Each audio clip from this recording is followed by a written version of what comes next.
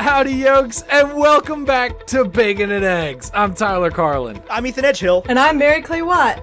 And today we're robbing a casino. 3 of them. So pay your debt to society. And 10 says he shorts it. Because today we're bringing you Ocean's 11.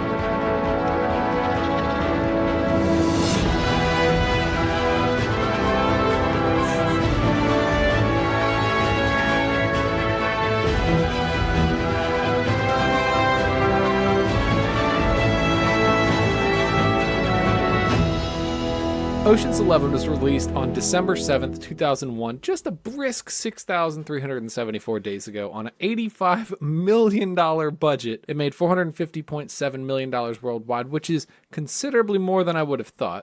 82% critic rating on Rotten Tomatoes, 80 audience rating, and a 74 on Metacritic. Ethan, do you have a negative review for me? I do have a negative review. It comes to us from Thomas DeLapa of the Boulder Weekly. I think I've read something from him before. I think he hates movies. I think that's what I've learned about this guy. But he says, when all the cards have been turned over, nothing seems to be at stake in this movie. Has the feel of a put-on. It put me off. Thomas, come on, Tom. That was like the best negative review I could find, though, because most of them were like, this is a C+, but we're counting it as negative, and I didn't say anything bad about it in the blurb. Yeah, there's a lot of those. Mary Clay, what about you? A review you agree with as your first time on the show. Let's see what you got. Yes. This is from, let's see, Karina Montgomery from Cinerina Magazine, I'm assuming, from 2001 on Rotten Tomatoes left. It's merely okay, but it's completely watchable and equally forgettable. Brutal. It is not at all forgettable. I don't agree with that at all. That's literally one sentence, and I'm like, yeah, accurate, yeah. Oh my gosh. Yeah, it's always You one can say all you sentence. need to say about a movie in one sentence, as these people remind me every week. And then Oh, we say a yeah. lot of sentences, like a lot of them, like way too many sentences. We also go way off topic on this show. I have a positive review for this show from Jamie Russell from BBC.com, where they don't even have money. So, Yes, they do. No, like the economy there is not. It's not like dollars. It's not like it's like heavy there, right? It's pounds. Yeah, it's pounds. Yeah. Yeah. Can you imagine carrying like 10 pounds to the store? Okay, Ron Swanson. Oh, okay. Anyway, he says A this clock. raises. Don't have that in America. Go for it. He says raises the benchmark for Give me all future the bacon and eggs blockbuster- you have. What you might have heard was give me a lot of bacon and eggs. What I meant said. was, give me all the bacon and eggs. Anyway, Jamie Russell says raises the benchmark for all future blockbusters and is guaranteed to put a grin on your face from ear to ear. Is that a Don Cheadle impression? No, he's from the BBC.com. Come on. From the Beeb. The B. Cross the pond, as it were. No, I can't do Anyway. a Don Cheadle accent. That is an impossible accent to do properly as an American. I just imagine he walked on a set the first day and he was like, hey, I know I'm kind of like a B/C character in this movie. Can I do an accent? Mary Clay, Yes. binary reviews for Ocean's 11. As always, binary reviews on Bacon and Eggs are brought to you by Ethan. I can't seem to remember what binary reviews are brought to you by. Oh, binary reviews on the Bacon and Eggs are brought to you by Remember Me! Hot cocoa from Super Carlin Brothers Coffee. But also the rest of the Carlin Brothers coffee items. They're all so good. But now they have hot Remember Me. Hey, Wait, Tyler, is that really what it's? Is that what it's called? No, that's not what it's called. It's called Double Dark Chocolate. Great for that sounds Dementor equally attacks. good. But Oh, yeah. Tyler, if you ever set me up for that joke again, I'm going to get in my car, pause the recording, I'm going to get in my car, drive to your house, beat your front door down, and end you. But it's so good. It's funny because the hot cocoa from Carlin Brothers Coffee has an Easter egg on the front of Kevin from Up when it's called hot cocoa. I think this joke is hilarious. Nobody has laughed You at have one more week left of this joke before I pause it forever. Oh God. Yeah, cocoa, get it? Ernesto de la Cruz. Get it? Look, I just Anyway. love that movie so much. I was on board immediately without question. Carlin Brothers Exactly. Coffee is awesome. It's rad. You can get cocoa, you can get hot coffee, you can get cold brew, you can get English breakfast and ginger peach tea, you can get caffeine-free t-shirts. Listen, when you put presents out under the American flag for Memorial Day, what is it that George Washington brings? Carlin Brothers Coffee. Cherry trees. He believes in one hell of a cold brew. Must chop wood! Anyway, if the way we won the Revolutionary War. This a little known fact: Carlin Brothers Cold Brew kept our men awake through the night. Oh wow! And that way, I don't remember that being in Hamilton. I do. They were able to keep firing on the British from a distance. They're going to put it in the sequel with all the women. Yeah. He talked about a sequel. Sounds good. Burr. Anyway, so carlinbrotherscoffee.com/discount/bacon or eggs if you already use bacon. Get you 10% off your entire order, including everything. Go there right now, do that. Get some coffee for Memorial Day to leave under your Memorial Day tree for George Washington. Which I'm sure we've all obviously gone and decorated by now, right? Yeah, absolutely. The cherry tree in my living room. There's a solid chance that come Memorial Day, I just chop the cherry tree in my front yard down, like George Washington. I have an axe. I have an axe as well, but currently it's just encroaching upon our home. It's like digging roots into the side of the house. Quick question. If you chop a tree down, do the roots stop growing? I have no idea. I will Google that before I chop said tree down. As long as we're I would imagine Broadway no, references. right?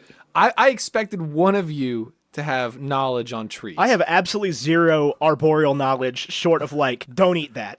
That's a tree. I can tell you that's a tree. I know little enough about plants to know that I can't go out into the wilderness and eat anything. Yeah, like I would immediately die upon the apocalypse beginning because I would be a freaking PETA in the Hunger Games eating the poison berries. The nightlock. Yeah. Immediately, I'd be like, ooh, those are pretty. Oh man, those look I'd be good. like, yeah, these look good. And then I wonder if I can turn these into a dye to paint myself into an actual tree. Into a rock. Oh god. Anyway, Binary Reviews brought to you by Carlin Brothers Coffee. Happy Memorial Day. CarlinBrothers.com. Use promo code BACON CarlinBrothersCoffee.com. CarlinBrothersCoffee.com. Use promo code BACON or eggs at checkout for 10% off your entire purchase. You can use each code once. Now, a binary review for Ocean's 11. I'm giving it a 1-1. Get it? And as long as movies about a group of men go, this has got less men than like 12 Angry Men. It has the by same one. number. What? No, it's got 11. Well, Plus Ocean. Terry Benedict. Ocean is of the 11. I thought it. There are him plus 10 others. Yeah. And then, Yes, there's you're right. actually a 12th because there's the dude in the room that punches Danny. Bruiser. Yeah. Bruiser. They bring this up in the sequel, actually, that nobody signed on for the name Ocean's 11. Ocean's 12 is an uncomfortable series of words to say. Could have been Ocean's dozen, But or Ocean's 11 plus Ocean's 1. Baker dozen. But anyway, Right. I give this a 1 because Ocean's 1-1 is the original with Frank Sinatra from 1960, and it's not very good. No? But this is 11 Well, spelled out. Yes, Ocean's 11 is a 1. I agree with you, Ethan. Mary Clay. Y'all, I need to preface this with, I'm probably going to piss off literally every guy listening to this podcast. Oh, but I give it lots a of the women, too. 0 because I went literally 18 years of my life, a full-grown adult, without having seen this movie, and I was perfectly fine. Wait, you're I only don't- 18? No, like, the movie came out in 2011. Oh, duh. Do the 2001. math. I mean, 2001. I was like, how did you? Because in my mind, this movie's always existed. There's no time period where there was no Ocean's 11. No, this came out, 18 years ago. In those 18 years, I'd never once seen it. But is your life better now that you have seen it? I will say, it might only be better given that I feel like I can now watch what I'm only assuming is the superior Ocean's 8. Just kidding, it's probably not any superior. I can talk Ocean's 8. You want to talk Ocean's 8? I'll let you in. Oh You're- no, I literally haven't seen it yet. So that's why I feel like okay. I feel like I can go watch it now, and if they make references or callbacks or something, or there are you're- cameos, I'll be able to like enjoy those Easter eggs. You're going to be a little more. frustrated by Ocean's 8. I can tell you that straight away. Oh no, I'm sure it's like not that great, and I'm sure, like I loved it. I loved Ocean's 8. I love all of them, though. But I loved Ocean's 8, but it has similar problems to the problems I think you're about to bring up, but sort of reversed. I'll tell you what I like about Ocean's 8 is like they do the Met Gala thing. Of course, you haven't seen it, Mary Clay. They do the Met Gala thing at that movie, and you can just like for the rest of the movie be like, we stand a blank queen, and like it's always there, it's always relevant, and the outfits are on point. Nice. But then you get back to the Hunger Games thing where you're like, is the Met Gala really the Capitol taking over, and are we all gonna die? It certainly is. Like, I think if there's any evidence that Cinna is a real human being, it is the Met Gala. truth. I mean, damn, like just think back to when was this year's like what, 2 weeks ago? Yeah, 2 weeks ago. 3 weeks ago? It was before James Man. Charles was canceled. That was I know way too much about the freaking beauty guru drama on YouTube than I care to. Same. And I literally wrote a senior thesis on YouTube. I know a lot about YouTube. Yeah, but It's been none in of my those family people for a while. existed when you were a senior. Man. None of I it know. existed. Well, that's what's truly insane. I did my thesis on Hannah Hart in my drunk kitchen. Ooh, what do you think of Hannah Hart? I do love my drunk I love kitchen. her. She's amazing. It was mostly about like how the internet has made all these tools accessible so that ordinary people can do random crap and then they become celebrities for it because people like seeing normal people on the internet as opposed to, Right. like Kim Kardashian. Like I don't know, Kim Kardashian's not a good example because if she started a YouTube channel, I'm sure it would have 5 billion subscribers already. Well, yeah, But- I mean, she succeeded because of a viral video. oh yeah, man. Kim Kardashian's my favorite comeback story. God. My favorite Parks and Rec's blooper. Everyone loves a good comeback story. Yeah. Seabiscuit. Kim Kardashian. Oh. Okay. Anyway, Kim Ocean's Kardashian's a bad 11. example. But like, there have been great things to come from. Like Justin Bieber, I don't know if that's a great thing, but he was like a YouTuber before he was I know, Justin that's Bieber. what's like so insane. And the craziest part is that like I wrote my paper, turned it in like 2 years and I don't know, 2 months ago. And it's already out of date. It's already outdated. It was out of date before you turned it in. Yeah, exactly. You were a college Like, kid. You I didn't was- have your finger on the pulse. I was literally updating it at like because there was all this news coming in. It was YouTube like enacted it was like safe mode or something right as I was writing my paper, and it like censored YouTube channels, and there were all these videos, especially on like Hannah Hart's channel, who, she's a lesbian. She talks about like mental health, and she has a freaking drinking show, and like all of them got censored, and it was crazy that I was like, I have to go redo my paper. Excuse me. I'll be I back. have to take care of something. Yeah. I'll be back. And then what's crazy is you present it to people who have doctorates who can't play freaking PowerPoint. Oh, well, no, not in the... Are you kidding me? The CNU comm department? I had... I was going to say she was presenting in front of Jen Billinson. No, I Right. actually didn't have Billinson. I had Boffman, but she loved me so much and was just so nice and complimented like everything I did. So I was like, I can't lose with this because I'm already winning. Oh, dude. So I'm so jealous. You were probably really smart in college. I was. It was my only redeeming quality. And now my diploma is literally sitting on my shelf collecting dust with the rest of my potential. My diploma is So- in a box in my storage unit, so I understand Which that. I've been told that if you that you really are supposed to take the diploma out of the little plastic covering thing because the ink comes off, and that's why you're supposed to dude. frame it. Oh, mine's framed, yeah. Mine is not. Mine is definitely not framed. Mine did hang My in my dad- apartment for 3 years, but I'll tell you, my senior thesis, I went in and defended my thesis, and you were a comm major, I was a philosophy major. There was like 5 of us graduating that year. Yeah, I'm sure. And they were not about to see a 20% hit in their graduation rate. Oh So I yeah. presented my paper, and they were like, you either fail, you pass, or you pass with a distinction. I finished defending it, and Dr. Park looks at me and he was like, I guess you passed. I mean, hey, and then here you are with your And here I own am. meanwhile, I had... podcast, and you're having a kid, right? It's you. Yes. Yeah, I'm the one. He's With the one. Man, that's crazy. Sure is not me. yeah, You're doing crazy stuff in life, so you passed. Good for you. Yeah. And as luck would have it, my wife makes more money than me, so that's good.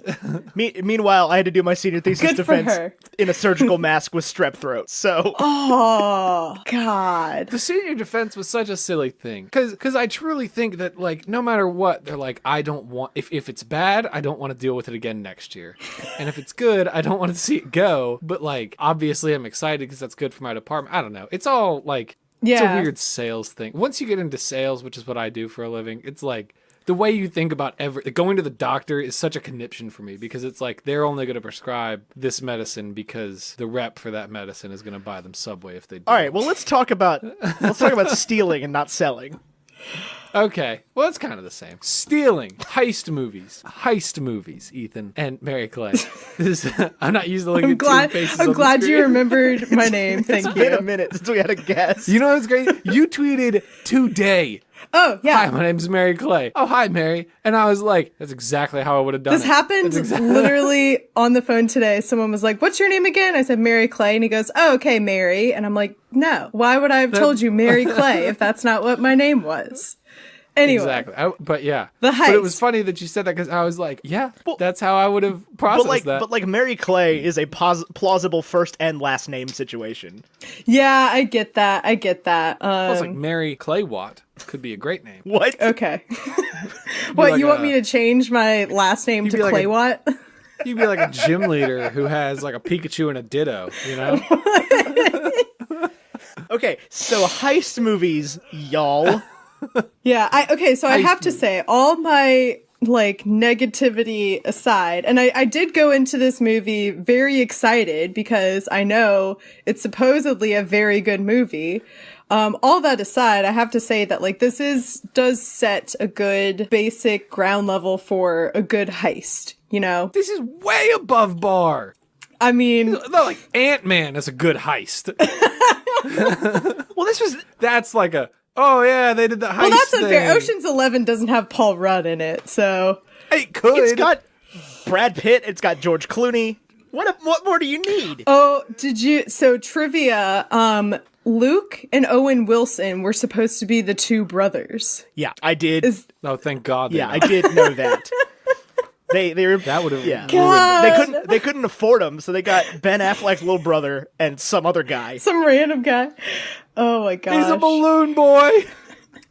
Neither of them have a scripted line of dialogue in this whole movie. Fun fact. I don't No, think sorry. that's accurate. One of them did. The non-Casey Affleck one. And Casey Affleck just improvised They against both, the other one? literally all the interactions where they're talking to each other in the script is just like scene description. Ah, yeah. Sorry, I'm thinking back to, yeah. So they I guess Like it none makes of it sense, is. It like all has a bearing, but none of it is like they Right, had to have it said wasn't- this. Yeah. to It wasn't like yeah. it wasn't nothing like is. the balloon boy line was not written in the script. Yeah, nothing's. Imagine that. Get out of the car. I'm gonna drop you like third period French.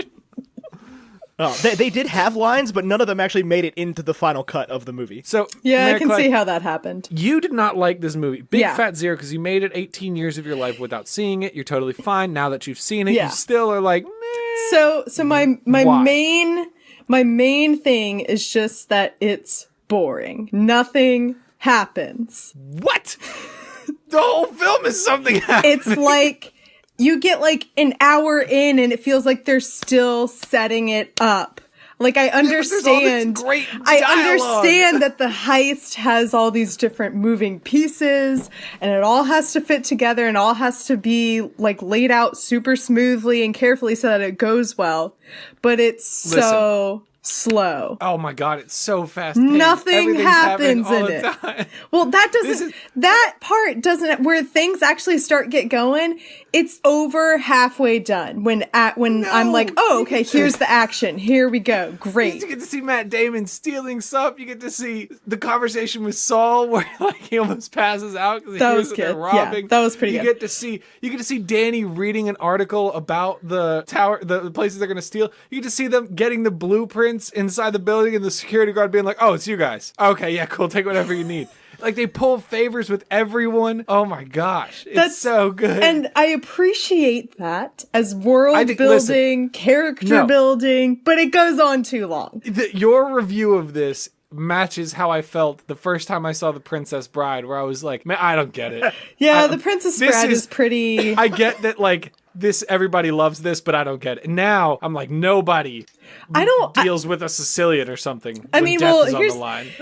Like the Princess Bride, it's a good movie, but I hate people who are like, it's the best movie of all time. I'm like, no, it's just a good movie. What is the best movie of all time? Man, I don't even know. National Treasure. That's the treasure. You damn Two. straight. There you go. National That's Treasure the 2 Book of 2. Secrets. Honestly, put them together. National Treasure against Night at the Museum. Oh, I'm man. running the gauntlet here. National Treasure wins that 10 out of 10 times. I Oh, agree no, with you, Night at the Museum. but Are you it's like, kidding me? You know, dum-dum. You dumb. I mean, I love And Night at the Museum. Night at first the one. Museum has Robin Williams as wholesome Teddy Roosevelt. Yeah, but it has a lot of Ben It Stiller. has has a lot Rami of Ben Malek. Stiller.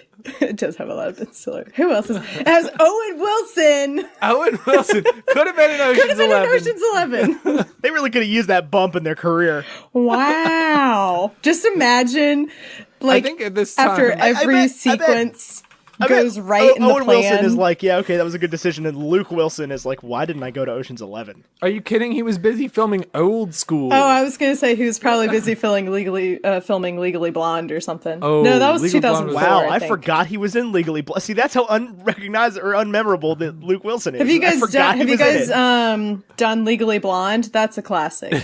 Believe it or not, should- before we picked, Yeah, what was it this? Yeah, week's we movie? talked about doing it this week, actually. We talked about Really? Legally Blonde, and then because we wanted to do a graduation movie, but then I saw Booksmart, and I was like, oh, we should do Booksmart. But it came out It comes out. the day I this think is it's. released. I was gonna say it's coming out. Yeah, it's coming out this currently weekend. got That looks 100% funny. on Rotten Tomatoes. I saw it. I'll give you a quick review.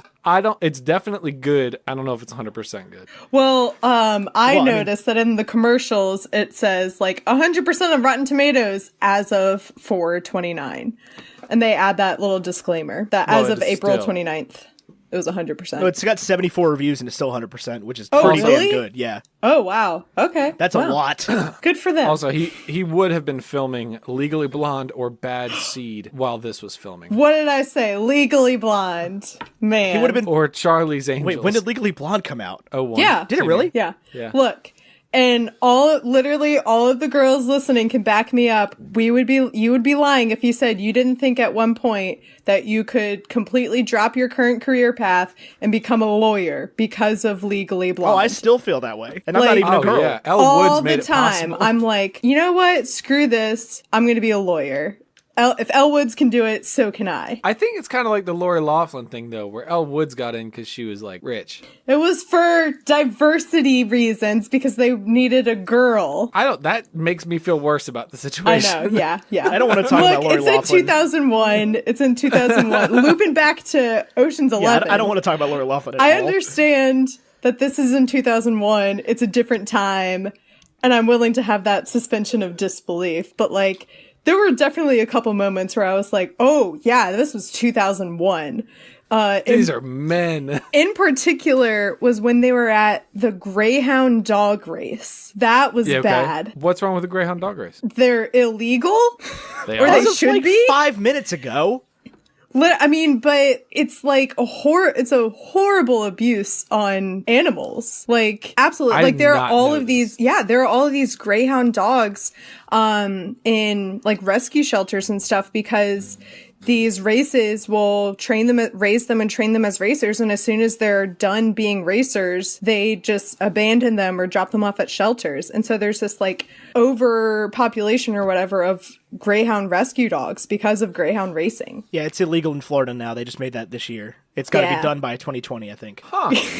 The I had no idea. The more you know, theme music plays in the background. Well, because like I'm in the sort of, my mother works at the local SPCA, so I'm not like in the dog rescue well, community. I think it depends I'm regionally where you are in the country. Right. But my awareness of it is that like when and this is like this is a totally uninformed view. But my understanding was that when like the Greyhound race dogs were dropped off at shelters, they were adopted immediately because they're like ultra loyal and ultra healthy dogs. Nah, not necessarily. Well, case in point, either But of I you don't watch know. Again, like I'm not trying to like. either of you watch Vlogbrothers, Hank Green. Who? Yeah. Never heard of him. Vlogbrothers, Hank.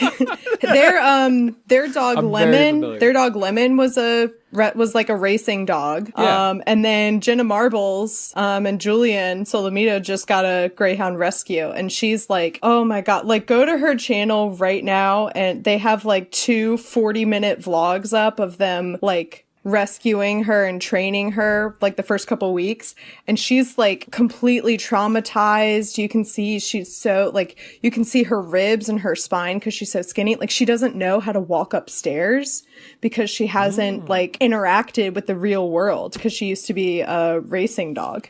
And on that note, anyway, there's about to be a that bunch super happy of note. greyhounds up for rescue here in the next year and a half. So if you ever consider Yeah. adopting a greyhound, put that into motion. there you go. Yeah, definitely get one. I want one. My boss has one, and it walks around the office, and it's so sweet. You I got love how- enough I love dogs how- already. I know, but I just I need, love like, how derpy they are. 4 or 5 more dogs. 4 or 5 more Problem dogs is- plus the kids. Plus the kid. What kids? Surprise! Kids. Surprise! You're having twins. Yeah, I'm This planning is for how- your second one already. This is, Let's, yeah, this we is done how been known this. We're telling you. I think this first one has been traumatic enough. I think we're gonna maybe adopt if we I do it give again. you till March 2021. That's probably accurate. Yeah. If I know Emily, she'll be like, I'm thinking about having another. I'm pregnant. I'm thinking about having another kid, with or without you. Congratulations, buddy. Look, y'all, childbirth. Come talk to me after the child is born. My cousin Oh, I'm sure. said some things after her child was born, and I was like, not doing that.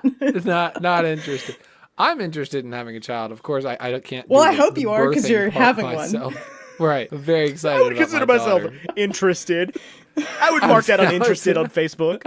Right. Have you been considering? Yes. Have you seen ads for? Skip survey.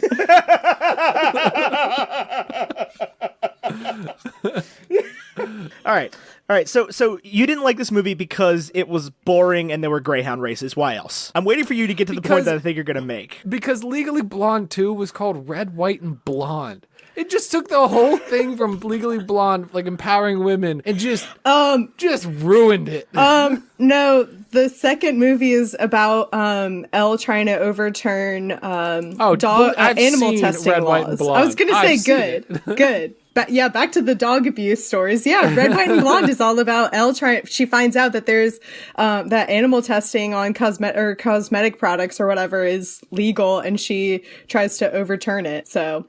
Anyway, the reasons. Well, okay, so my main reason is just that it's slow, it takes forever. I literally felt like I did not have to watch it to it did not keep my interest at all. And then of course, there is the reason that I'm sure y'all are expecting, which is there's one woman, it's Julia Roberts, And she never she talks. comes in to be literally passed around from man to man. For the sake, and she is the whole point.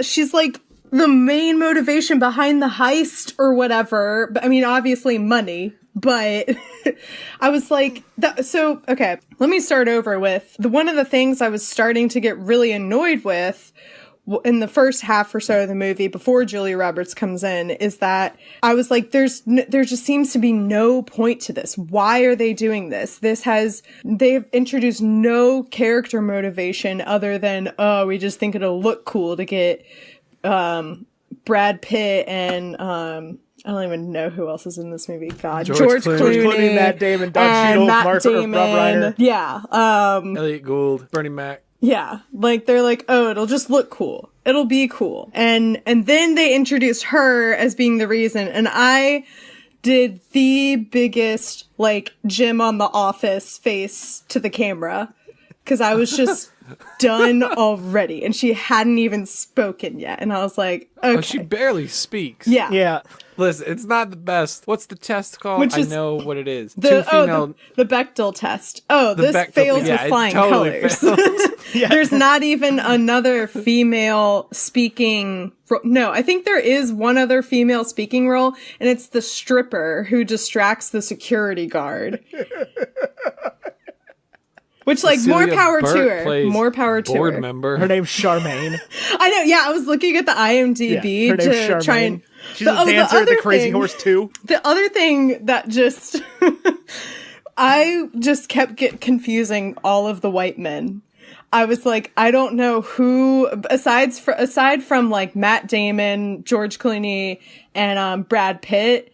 I was like, I don't know who any of you are. Are you on the heist, or are you just a random bellhop? Or are you secretly in on it? Oh no, you're just another random old white dude. Or you're just another generic The whatever. two guys who are always the bellhop or whatever part they're playing are in on it. Yeah. Yeah.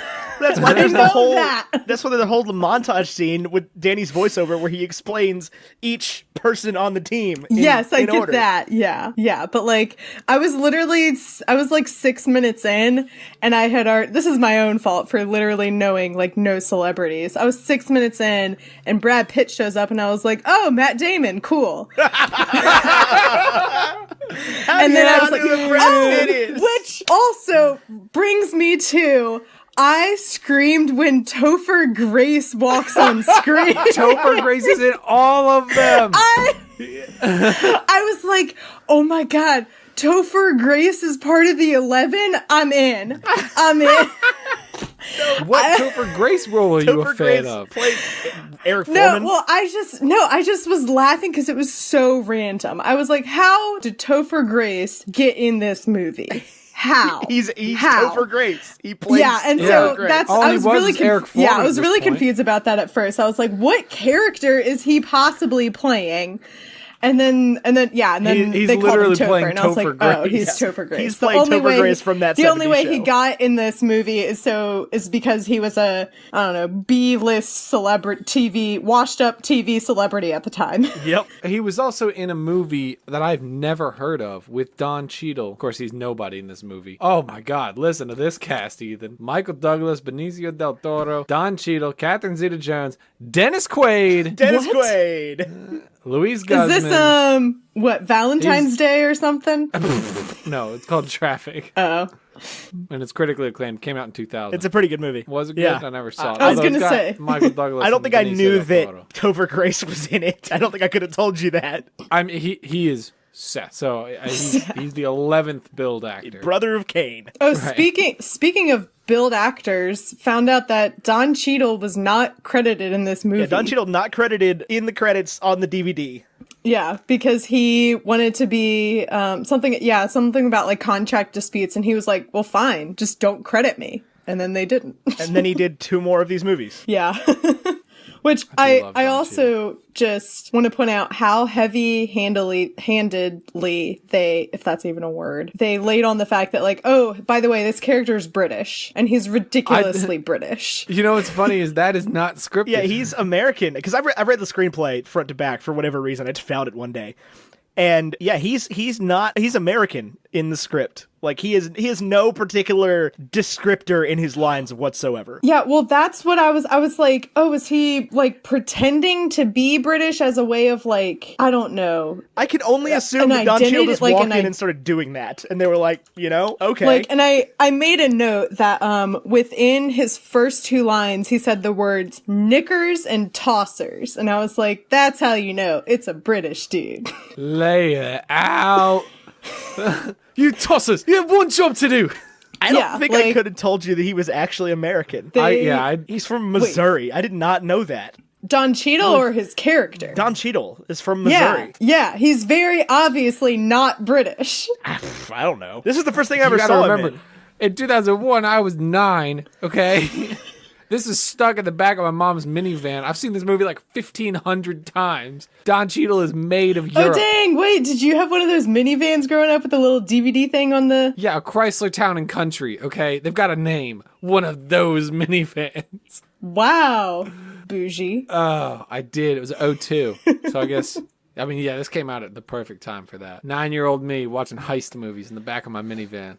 So this is definitely not your traditional heist movie, though. I mean, it might be at this point just because it has made an impact, but like before this, heist movies were definitely like, it was about, especially in the 80s and 90s, it was about guns and murder and Scarface. Like this was not your traditional Yeah. heist movie. And I have to say, I think that's what I was really expecting. That I was expecting a lot of like I don't even know, like Mission Impossible, Bond stuff of just like a bunch of action and I don't know. I mean, Tom Cruise is about the only thing this movie's missing.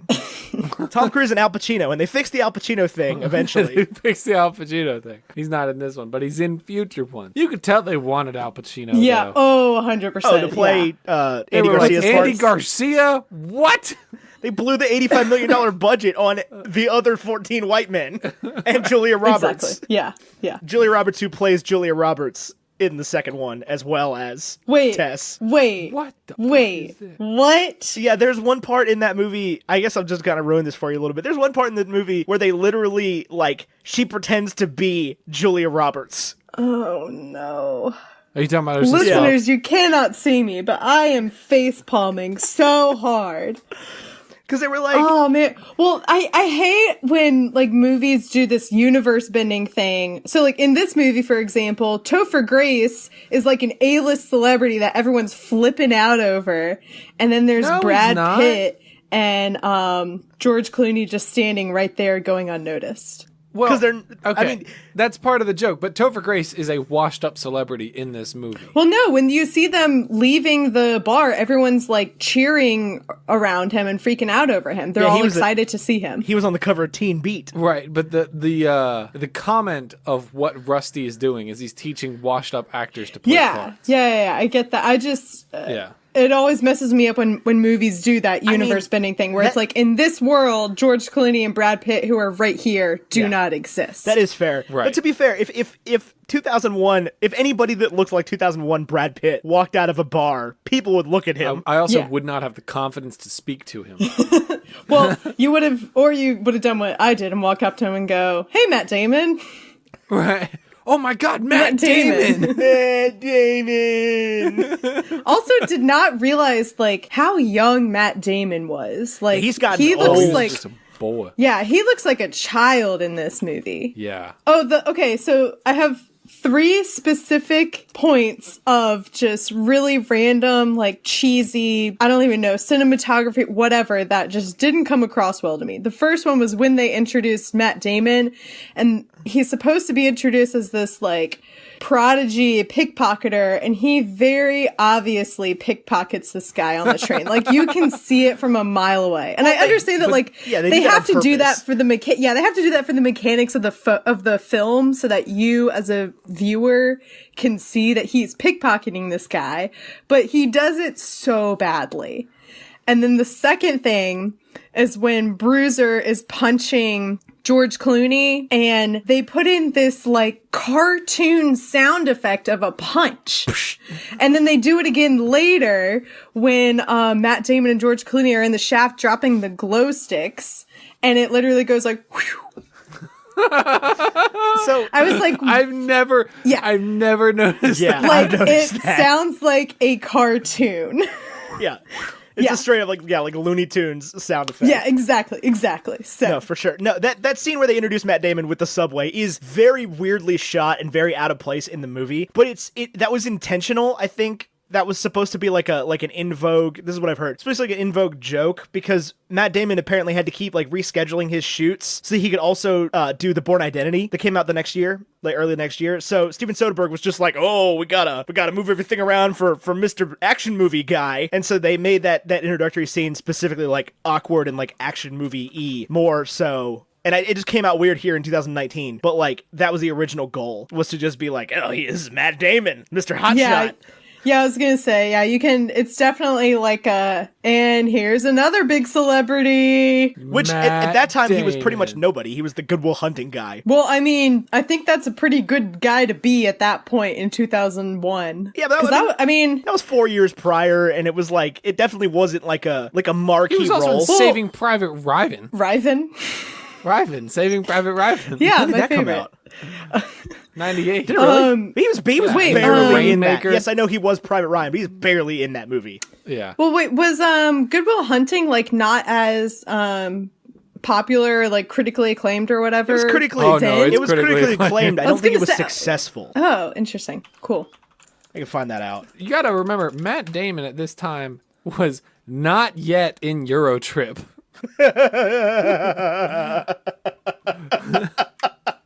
I have no idea.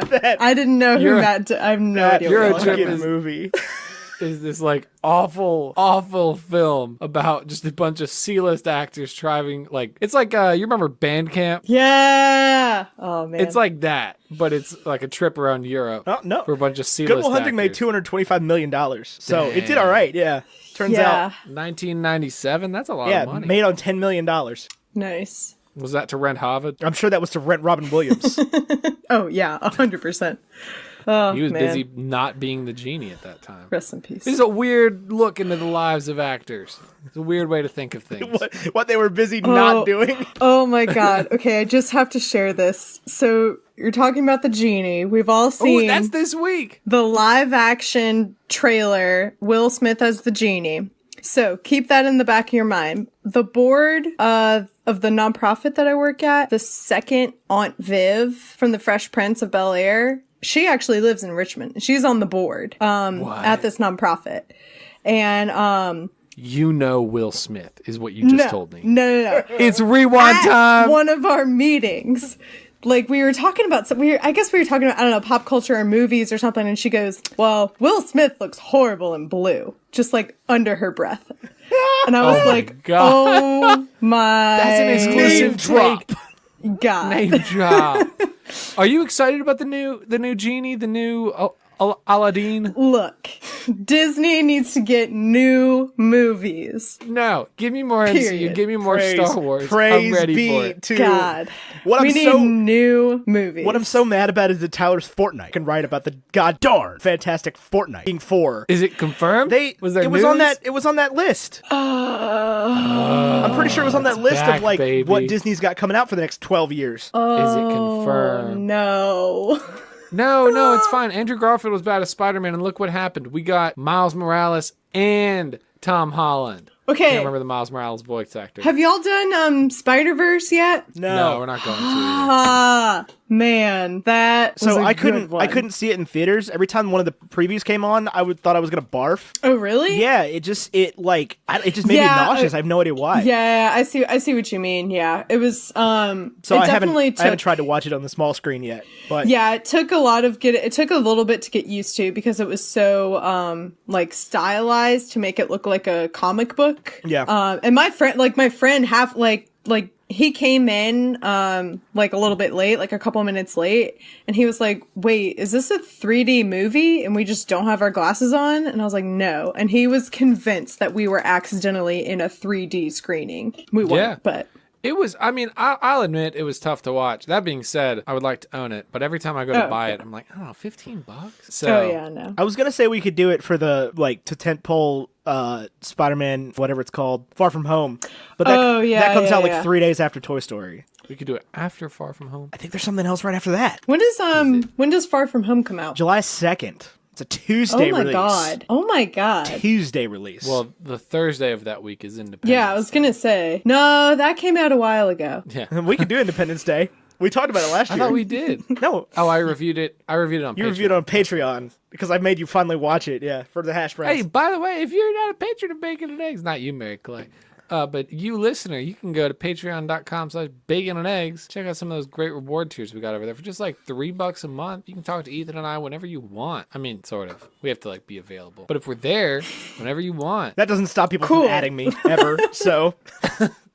Anyway, so darn that point I had it, I was ready to go, and then it just didn't. Ethan, Well, what is your favorite? Ethan, what is your favorite sequence in the film? My favorite sequence in the film. You know, I'll tell you, I follow a lot of Twitter accounts that are like one perfect shot, and they'll like show screen caps from movies. I'm like, listen, I'm with it. There's some great photography that goes into cinematography, but I also, I believe in the camera and the fact that it's a moving picture. So I'm a big fan of like one perfect GIF. Oh no, you are a jiffer? That's what the one perfect worst shot's thing, about. Mary Clay Watt, eyes up. The worst thing about me saying GIF is that you care. Okay, I'll say whatever, GIF, whatever. We got the point across. Don't interrupt the conversation to tell me how to pronounce a word that's not even real. All I'm saying is Okay. the G stands for graphic. Okay.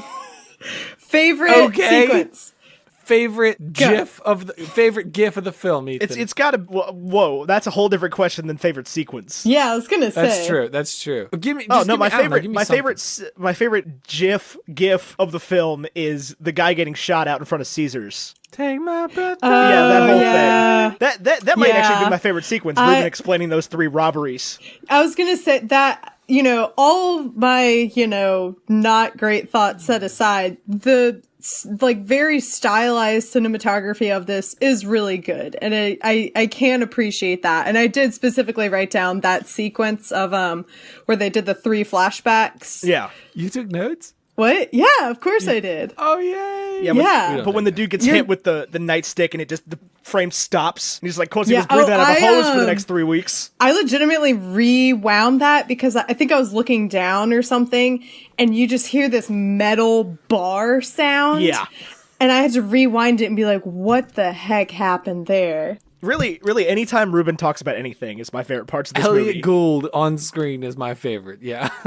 He was Ruben. Yeah. The money. I like Carl Reiner, Saul, getting into character. My name is Lyman Zerga. Yeah. Oh. I love when they're running down the different con men they need. Any of the lists in this movie. Anytime there's like a list, either when they're going through the people, or Ruben's going through the thing, or Danny's listing off the steps is what's going on. We're going to need the biggest Ella Fitzgerald you've ever seen. Ever. Yeah. I don't so you're not supposed to understand that. Yeah, that part I was like, I don't know if it's just like 2019 and this is referencing like other movies that were going popular at the time or something, or if this is just supposed to be nonsense. But I was like, I don't like it. So the theory, and this is a theory that's posted a lot between heist movies and, con movies and crime movies in general and books and stuff, is that like every grift, every crime, every play has a name. And it's like a universal language, like a thieves' language. Yeah. So the idea is that like if you tell another thief that you're doing an Ella Fitzgerald or a Squeaky Wheel or a Leon Spinks, like they just know. And I don't think that there's like an agreed upon language between different thief universes, but like that's a common idea, is that there's this language among thieves. Yeah, makes sense. Like there's this long in the book American Gods, there's this long sequence where they just list out different like cons, and they each have a name and then an explanations, like the Bishop's Game, the Fiddle Game, all these other things, and it's like they then explain what goes on. You mean the playbook from How I Met Your Mother? Exactly. Yeah, exactly. Exactly like that. That is exactly what this is. What that's from. Oh man. Yeah. So no, you're not supposed to understand what an elephant. Wait a minute. Is. What? Wait a minute. What? Let's talk How I Met Your Mother for a Oh second. God. I was just thinking like, man, are y'all Game of Throners? I am. He's not. Ethan is. Yeah, I'm not, but I know that apparently the finale was not good. Imagine this, someone who just said that Ocean's 11 was boring and couldn't keep my attention. I could not watch the first episode of Game of Thrones because I couldn't get past the first opening sequence. It's just someone riding on a horse in the snow for like 3 minutes. I'm assuming it's Jon Snow or something. It's not. But, it's some random guy that looks like Matt know. Damon and dies 2 minutes later. But I'm with you, Mary Claire. Anyway, the but show yeah, unwatchable. Yeah, people were talking about like Y'all are just incorrect and mean. Bad, people are talking about like bad finales and stuff. I'm like, no, you don't know the pain of watching How I Met Your Mother's final season and have it culminate. I'm sorry, on did you see Dexter? Has anybody seen Barney? Dexter? Scrubs. Oh my god! Oh, look, we don't even talk about season 9 of Scrubs. Nobody's even talking about it. I literally have not watched it because I'm like, no, there is no season 9. The It's only a separate only show. good thing season 9 of Scrubs did was introduce the world to Dave Franco. I do like Dave Franco. Is that where he like? That was the first time I ever saw him in anything. Oh, really? Yeah. Oh gosh. I mean, it's probably not the first thing he was ever in. He's probably in some like Disney Channel original movie. I mean, weren't they all? Yeah. I'm gonna get a DM that's like, oh, excuse me, Dave Franco was in Descendants 4. Oh my god. Sorry, did either of you have thoughts you wanted to share about How I Met Your Mother on this Ocean's 11 podcast? I'll tell you about How I Met Your Mother. Barney's character's not funny. Oh, I don't think he's particular. I think especially nowadays, it's just kind of Barney's gross. character has aged very poorly. He's funnier than Joey Tribbiani. Wait, you think Barney is funnier than Joey Tribbiani? I do, actually. I think How I Met Your Mother's better than than Friends in every way. Oh Neither my is gosh. better than Scrubs. I think I have to disagree, but only on like Friends season like 1 through I don't know like 7, because by the time we got to like 8, 9, and 10, it was just like old. Oh, I like the parts where it's like, okay, Ross and Rachel are like a real There thing. are We don't have to entire pretend it's filler not. seasons of Friends. Yeah. Well, oh my Well, god. the point of the show is that like those Ross later ends up with Rachel, right? If that's what you think the show's about, which is what I Yeah, think but it's about. Ted and Robin are such a better Ross and Rachel than Ross and Rachel. Wait. Ted and Robin suck. Yeah. They are Oh better my god, characters. no. yeah, they're better Ted is characters. the worst. Oh my god. He's the worst person, but he's a great character. There was this random episode on the other day. It was where Robin Sparkles was Robin Daggers, and Dave Coulier had a cameo in it, and he did cut it out. And then narrator Ted is Bob Saget, and he goes, "I always thought that was funny," and I lost my mind. I don't even understand this reference in any way whatsoever. Bob Saget and Dave Coulier were in Full House together. I've not watched a single episode of Full House. What? Didn't you ever fall asleep on the couch at 8 p.m. and wake up at 1 a.m. with the TV still on? Yeah, That was it was on Fresh whatever Prince. my dad was watching, whatever like Western. So there was still another Western on after that. We had a whole channel for Westerns. No, I never watched a single episode of Full House. Wow. I wouldn't start now. Especially yeah, given I don't know if that's a show you want to support anymore. especially given Aunt Becky's latest criminal activity. Is that Lori Loughlin? Yeah. Gotcha. Yes. Yeah. Yeah. That's why everyone on Twitter was like, Aunt Becky, what? I don't know if you saw the meme of Michelle holding up like 2 guns, or little Mary Kate or Ashley Olsen. Yeah, And she's like I going just to break ignored out that. going to break out Aunt Becky out of jail. I was like, this is a meme I don't get. I was like, either somebody from Full House did something, or like this is just the GIF that people are using. But anyway, no, I've never seen a single episode of Full House. So Dave Coulier, whoever that is, being on How I Met Your Mother, I think that probably, when I watched that episode, just went straight over my head. Straight over your head, yeah. Which wouldn't be the first time that I've like missed a reference that is like heavily done from another TV show. Sorry, I'm like, not to completely derail our derailed conversation. I mean, I could talk Please about do. mayonnaise. I'm looking, this is why I'm gonna avoid the SpongeBob reference with I could roast another Wendy's whenever all you of want. my heart. Anyway, this is why I take notes, because I forget crap. So the reason I didn't like it is because I felt so I wrote down, I'm 30 minutes in and I'm very bored. I get that they need to set everything up, but so far there hasn't been any play on any kind of emotion. I have no sense of urgency, curiosity, wonder, anticipation, none of that. Like, there were no stakes for several, like, it wasn't until, I don't know, like an hour, there were like no stakes, basically. Well, it's not about meat. I don't think she's talking about that kind of stakes. Believe it or not. We're not just grinding cows for energy here. That was my line. I know. Listen.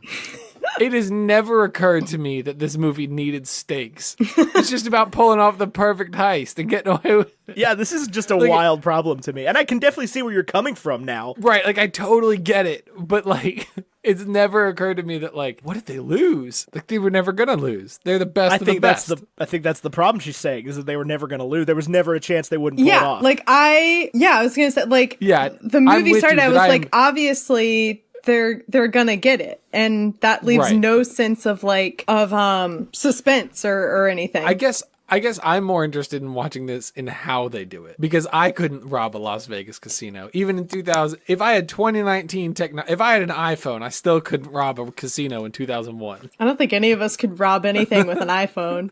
Oh, you could do some crazy stuff with an iPhone in 2001. I mean, I say this as I'm recording on my iPhone. They are listening to us right now, and we're gonna get knocks on our doors they're always tomorrow. listening. Like my Google ads will like change mid-episode sometimes. I'll go to search something Yeah. else and it'll just be like, hey, here's an ad for that thing you were talking about 5 minutes ago. Oh, YouTube The- messed me up the other day. They gave me this survey and they were like, which of these movies have you heard of? And I was like, you're asking the wrong person. I've heard of all of them. the other day I got an ad for Dave and Buster's immediately after I started talking about how crap Dave and Buster's is.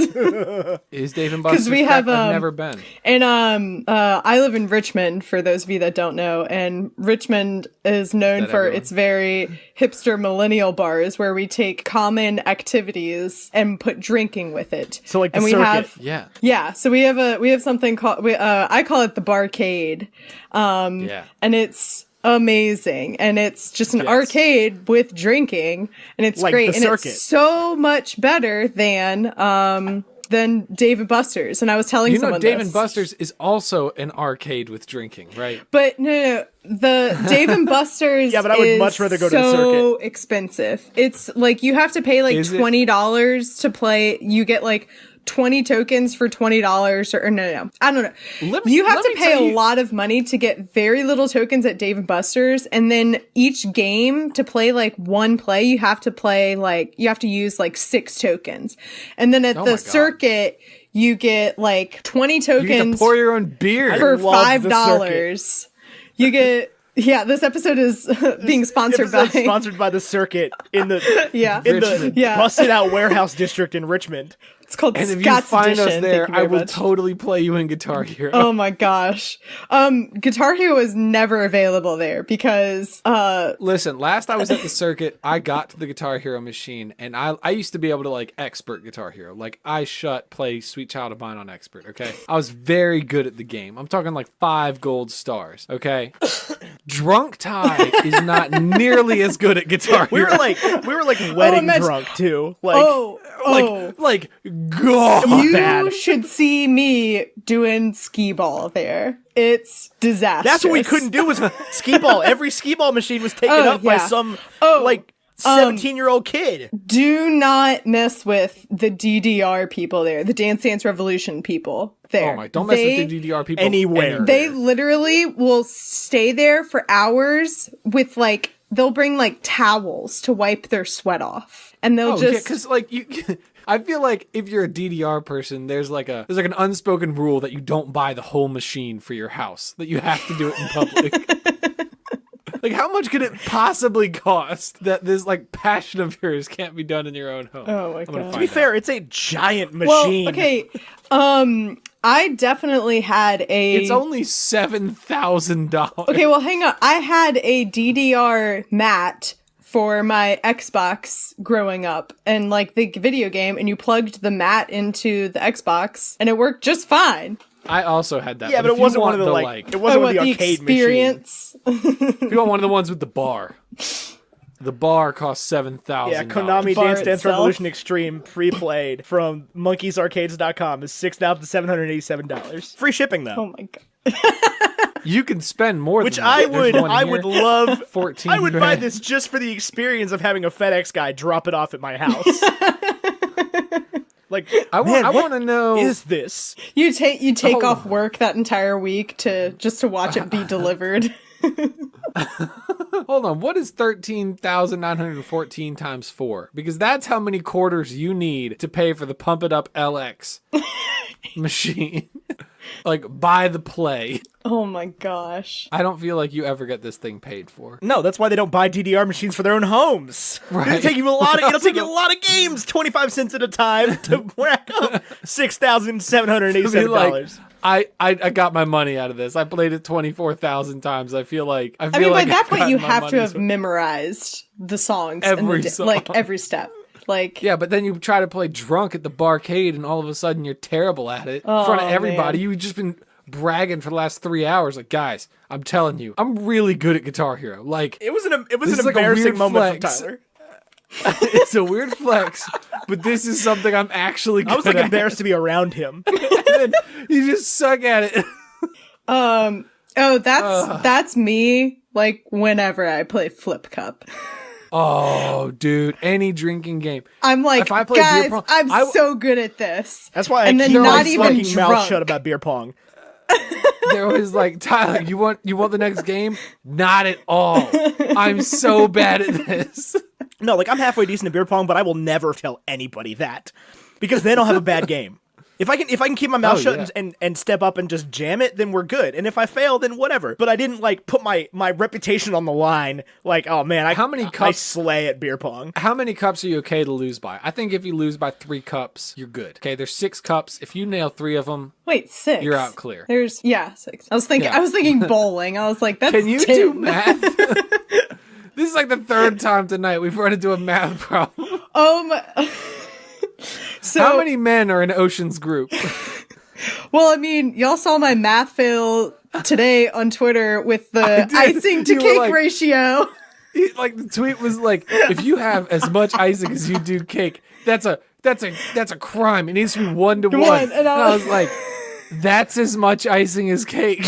I think I was thinking like when you take a bite of a cupcake or a cake, the ratio should be 1 to 1 at least. Or 1 or 2 to 1. I don't think that's correct. I but think what that it turns out to be not what you were saying. It turns out to be when you take a bite on a cupcake, it's like a 5 to 1 icing cake ratio because you get 0 cake. Of the total height of the cupcake, the icing should only make up a third. I will tell you this, guys. I will tell you here on God's green earth, year of our Lord 2019. I have never bit all the way to the bottom of a cupcake. Never once in my life have I too tall. Unhinged my jaw and been like, I can get the entire cupcake in my mouth at one time.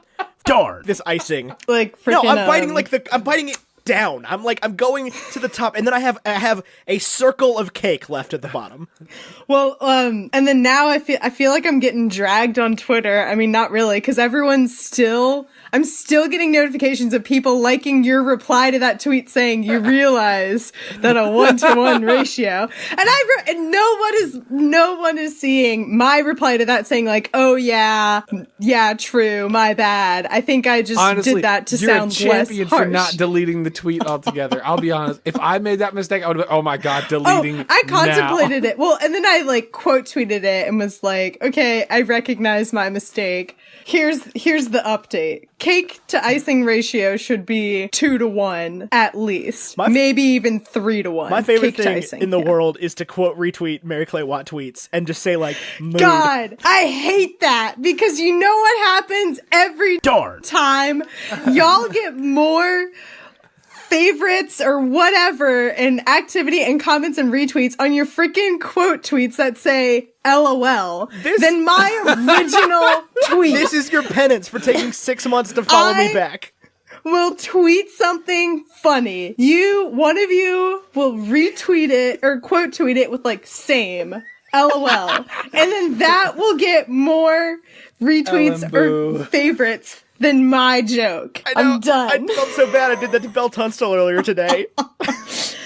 I also did that to Belle Tunstall earlier. I retweeted and it got like 9 likes within the first 5 seconds, and her tweet had 0, and I was like, oh, I didn't even like it. Exactly. Here's the thing, Mary Clay, I don't listen. I don't want to flex. You don't listen? I'm pretty good at Guitar Hero. And because of my Guitar Hero skills, I think it's reasonable that I would get more likes and replies and stuff on Twitter, as I do have like 6,600 more followers. Exactly. Yeah, I 100% recognize that, and that's why. 100%. It's because I tweet nonsense. You're here so that people can go on Twitter and follow at MCWatt416. Yes, please.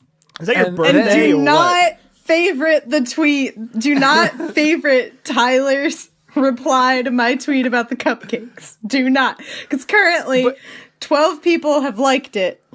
I'll tell you the metrics behind it. The social media in my brain behind it is I know. Yes, please. That if please I explain this to a social media manager. I will. If I reply to it and people like it, and I don't like your tweet, that means that all of those people get notifications every time I tweet. That's what I want to know. That's the metric I'm trying to gather. Well, so Twitter is now, it'll put something in your feed if someone you follow likes something now.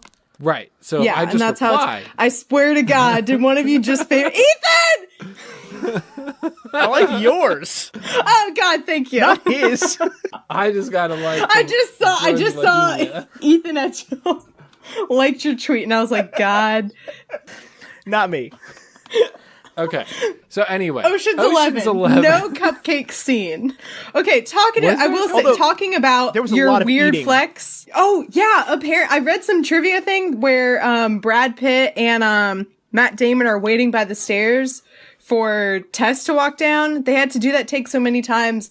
Brad Pitt ate like a plethora of shrimp because he was eating it. Rusty's always eating. Yeah. at the start of every scene, Rusty eats. Yeah. Yeah. I cannot imagine. I wonder how much weight he gained on this movie. Yeah, I get. Apparently, Brad Pitt's one of those guys too, where he doesn't do like spit takes. He just eats the whole thing. Oh my He just god. continues to eat the scrimp. Which I would too. I mean, it's shrimp. I'd be like, oh, darn, gotta eat another shrimp. But 40? Real shame here. I don't think it was 40. That's I what couldn't eat 40. Was I mean, that the according statistic? to the internet, which is never wrong. The internet. I mean, you know Steven Soderbergh's on IMDb trivia. Like, let me tell these motherfuckers what's going on with this movie.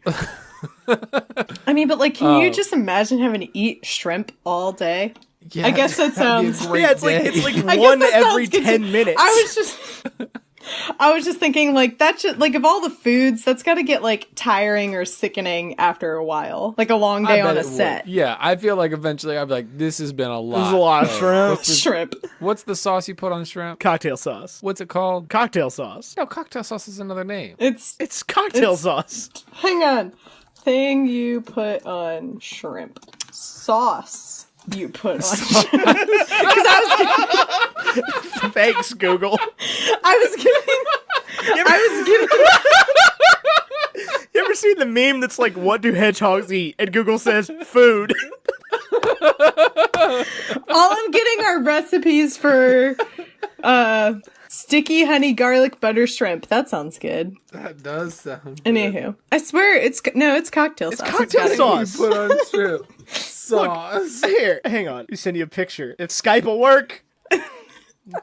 Skype is not the best program in the world. Of course it didn't just copy that. Why would it do that? Yeah, cocktail sauce, my What? guy. Is that? Oh, that's a broken picture. It just There it it is, deleted Heinz. all of the white. You do not eat.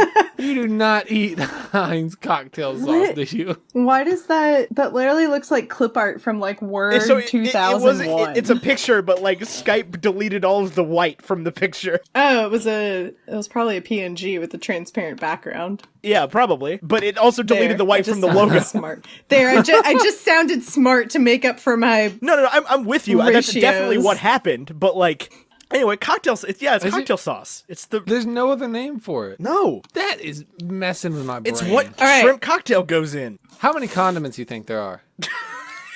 What a question. Quick, Well, what's I your mean, least it favorite depends on where you're condiment? at. Mine's mayonnaise. Because at Chick-fil-A, there's a million. Hold on. Hold on. How many condiments you think there are?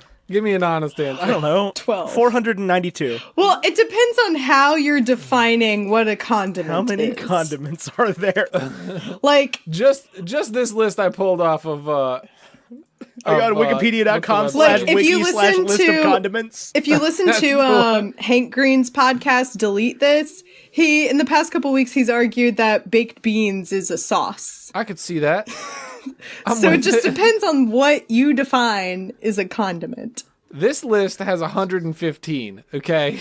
Oh my god, speaking of sauces, you guys. I went to Dairy Queen for dinner, which Why? is like what an American problem. I went to Dairy Queen for dinner and I ordered a 6-piece tendy. They gave me 4, rude. And did you know, what do you think comes in a box when you get a 4-piece tenders from Dairy Queen? Honey mustard. Ranch. What if I told you it was neither of those, but Texas toast, fries, and sausage gravy? Sausage gravy. Okay. What?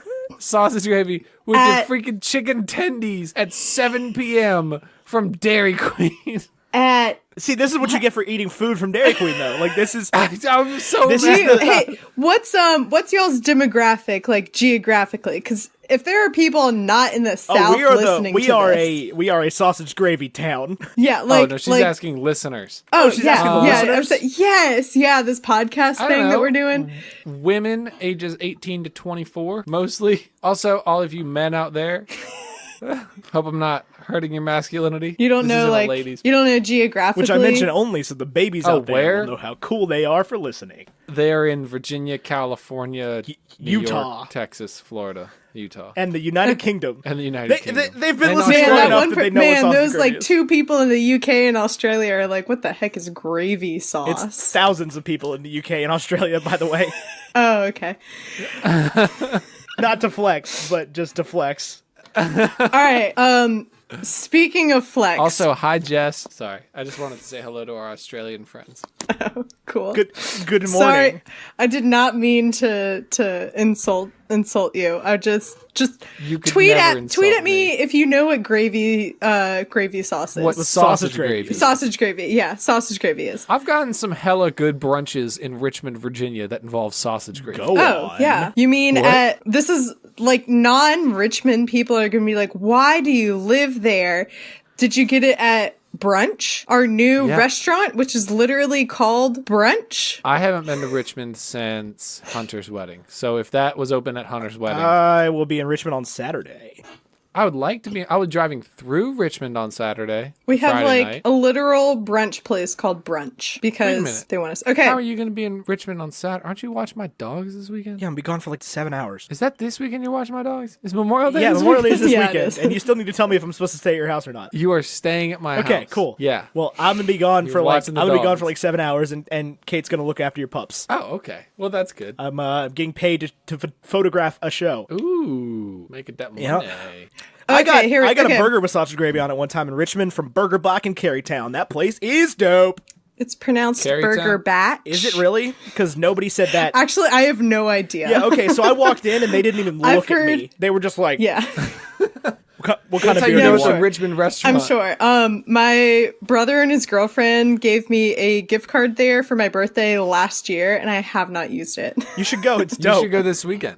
You should Oh get a no, sausage I've gravy gone. burger. But my thing about Richmond is that they unnecessarily just do extra things to food that I don't want them to. I'm like, I just What want would a you nice say- quality burger. I don't need You should go to avocado Carytown Burger aioli Company on or it. whatever it is. if you were Carytown to go to Burger and so Fries. we have a few standard items on the menu in Roanoke. If you were to go to an American restaurant in Richmond, what staples are on the menu? Like every restaurant has this, and you wouldn't think it was like every Vegan American food. restaurant has this.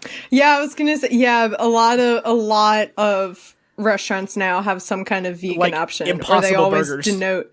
They always denote like gluten-free, vegan, etc. I don't know what else is.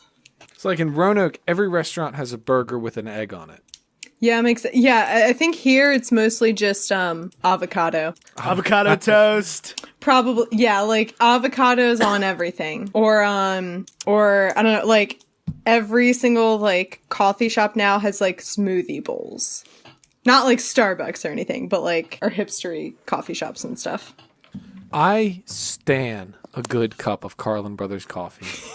What a But I great transition. actually do. I stan this I've movie. been craving a real cup of coffee. I also stan this movie. I will say I love this movie. I've always loved this movie. I'll die loving this movie. Because you know what? It kind of is a guy movie. 100%. What's wild I- though is because we said we were going to review this, and the girls in our Discord were like, "Yes, I love that movie." Oh man, I'm so sorry. I'm so sorry, ladies. I'm so sorry, gentlemen. No, you raised valid points. Okay, I'm like sorry to all of you, but I just do not enjoy this movie. I think I might have just like gone into it with like really intense expectations because it has this huge, reputation of being an awesome movie. Right. And so I was like, oh man, it's going to blow me away. And then it was way more, and so, I won't say boring or anything, but it was definitely a lot more like subdued. Right. So how do you than I feel thought. about Right, how do you it's feel not like about you go Gilmore into it- Girls? Genuinely, I know where he's going with this. I love Gilmore Girls. Okay, because, it's like, great. There's a lot of people that love Gilmore Girls. There's also a lot of people that don't like Gilmore Girls, and their chief Yeah. complaint is that like nothing happens in every episode. All they do is talk. Yeah. And that's sort of I the same understand. way this Dialogue movie in is. Gilmore Girls Yeah. never ends. Like Yeah. this is a masterpiece of dialogue, but it's not necessarily a masterpiece of like action movie. But you can't. I mean, you might go into it expecting an action movie, but if you were looking to get an action movie out of it, I can definitely see where you would have. Yeah, I think complaints. I think that's why I thought it was going to be like really action packed and exciting and intense, and then it was just a lot more. like laid back and a lot more simplistic than I thought it was going to be. It's cool. So It's very cool. I think it tried too hard to be cool. Here I is think what they scares made me. it knowing Disagreed. we're going to be cool. In 2001, there was nobody cooler than George Clooney and Brad Pitt in freaking Ocean's 11. But what scares the crap out of me is how much George Clooney and Brad Pitt in Ocean's 11 are similar to, like, John Hamm in Mad Men, where he's just a reprehensible human being. But you watch it and you're like, meh, we just product of the times. But, like, 2001 was 18 years ago, right? That's not that long. George Clooney's still handsome. That was literally the first thing I wrote down.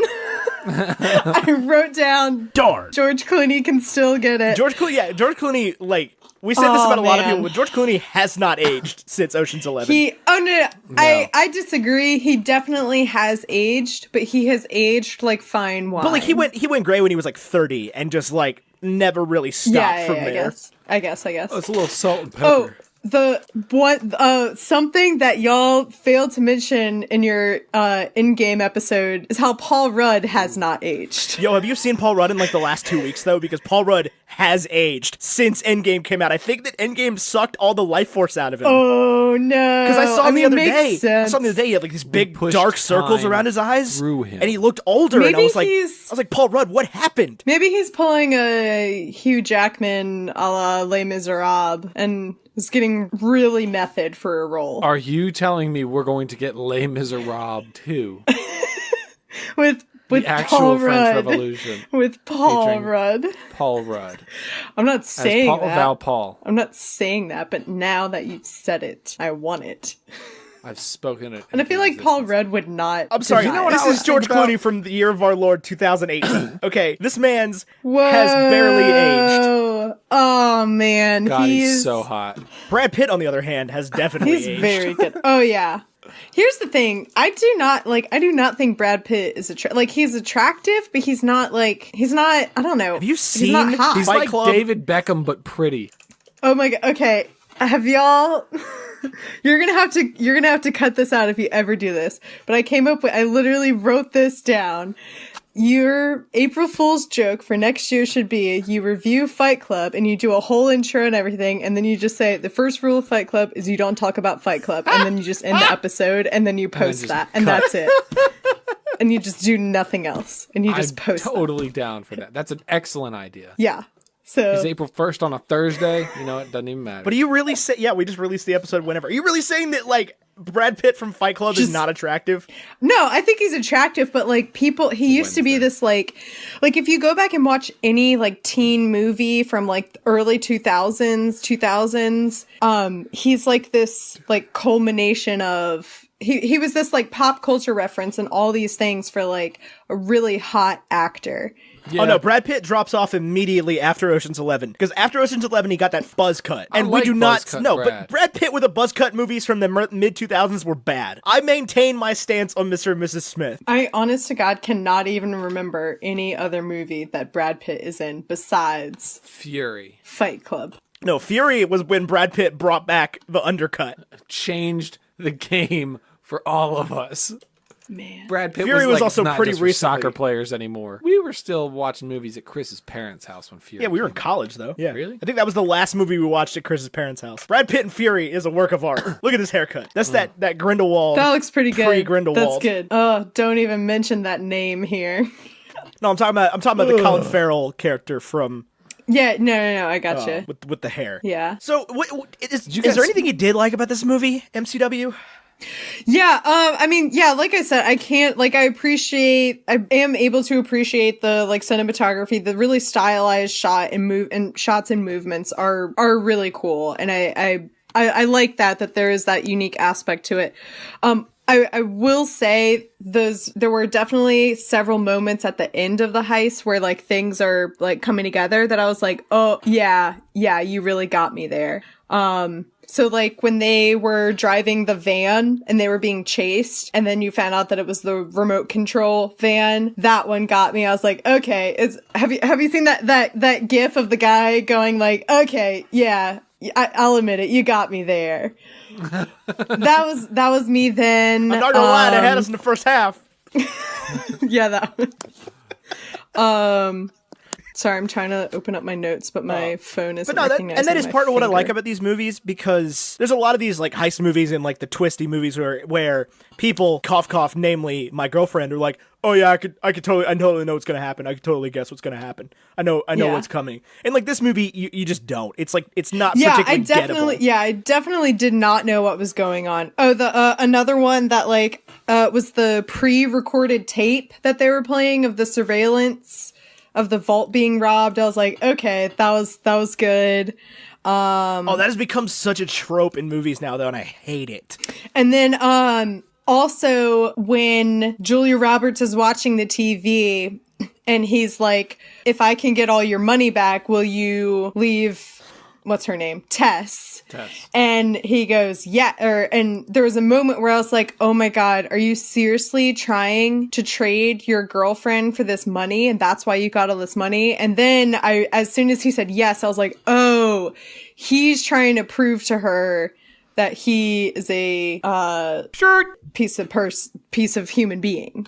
And The thing about it is he gets all his money back from the insurance. oh God, somehow I think am I screen sharing with you guys? No. Okay, sorry. I accidentally clicked the screen share button. Okay, there we go. Skype is a bonkers program. Oh my God. Anyway, yeah, I was like, oh, this is bad. And then the second he said yes, I was like, oh, okay, he's just trying to show her what a kind of human being he is. And it's a gamble, and it's I a get poker that. movie. Because if Terry was like, no, absolutely not, then Danny looks awful. yeah, and Right, the whole but thing it's is still a movie that was never going to happen. Right. That would have been a bonkers twist if he was just like, no, what? I have insurance. I love the her. end. Right. And he was just like, oh, okay, cool. Yeah, so like I appreciate I wrote down that all of those moments were really good, but not good enough to make up for 100 minutes of nothing. Brutal. You even wrote like a little quip. Literally, like the first moment where and then also when Yin was in the vault and the briefcase is on top of the thing and it slips and he catches it right before it hits the laser. That was the first moment in this entire movie where I felt like some kind of like suspense or like nervousness or anticipation of him watching him in the vault and like almost fall or almost get blown up or whatever. That gets me, as well as Linus almost getting caught walking out after tapping the computer systems. No, not Linus, Livingston. Yeah, Livingston. Yeah. When the guy's walking up to him with the TV, even I watch that Yeah, every that time one. now, and I'm like, oh God. Oh God, this is it. This is how they lose. Yeah. But you're right. It doesn't build much suspense. It's more of like, oh, look. Yeah, it definitely- yeah, it's- that's how they do it. Yeah, it's definitely more of this is a cool plan, now watch it happen with these cool Right. guys. Right, and it's a movie you can rewatch. I'm not saying you have to, but it's a movie you can rewatch because then like you go through and you can catch, it leads you to catch stuff you didn't catch the first time. Like you can hear Rusty and Livingston doing the 911 calls and Rusty being the doctor. And like you never figure. Yeah. you never figured out ahead of time. No. Oh, that was another one that almost had me going was when I think it was Saul when he like fakes the heart attack. I legitimately thought he was like, I don't know, collapsing or something because I think they open his character up with his like he says like, oh, my doctor says I need vitamin D. And so I'm like, oh my God, he has like some kind of like heart defect. He's got ulcers. And it's gonna throw Yeah. this entire plan off.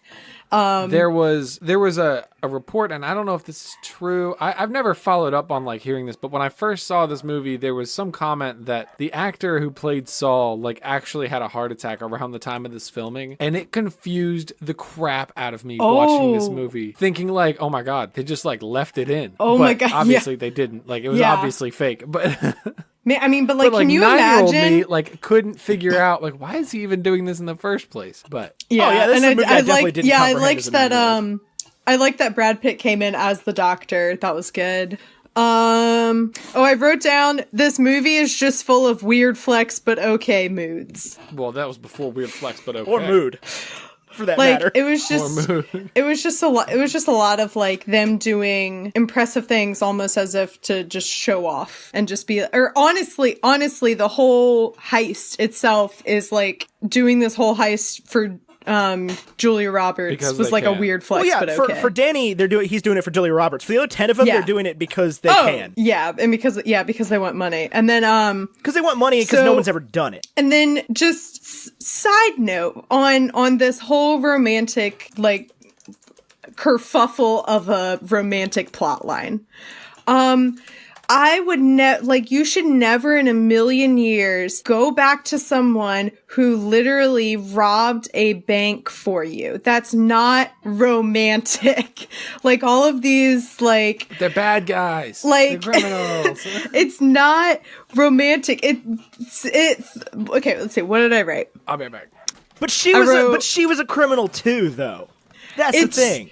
She had to leave New York. Honestly, this should have just been, it should have been raising a million red flags. You should never go back to someone who is literally throwing a heist for you, who is in jail because, also, the reason he says he was in jail or whatever, he got caught is because his wife, bless you, is because his wife left him. That is a huge, like, red flag. And like, who's to say, that's almost like, holding this relationship hostage, being like, well, if you leave me, I will go on another robbing spree and go back to jail. But he didn't get caught because that was a lie for the parole board. Oh, was it? Yeah. Because later on, he talks about that time he went out for cigarettes and never came back. Okay. Yeah, no, so that was a lie for the parole board because he had to give them a reason to make them Which think that he also- wasn't going to go back to it. Because he straight up says he's like, He said, do yeah, you he think says you would my return wife to won't this? And she's like, leave well, me he's like, again. well, I don't think Yeah. she's going to leave me again. Okay. I also, I wrote down, how did he get released? He didn't exactly give very promising answers.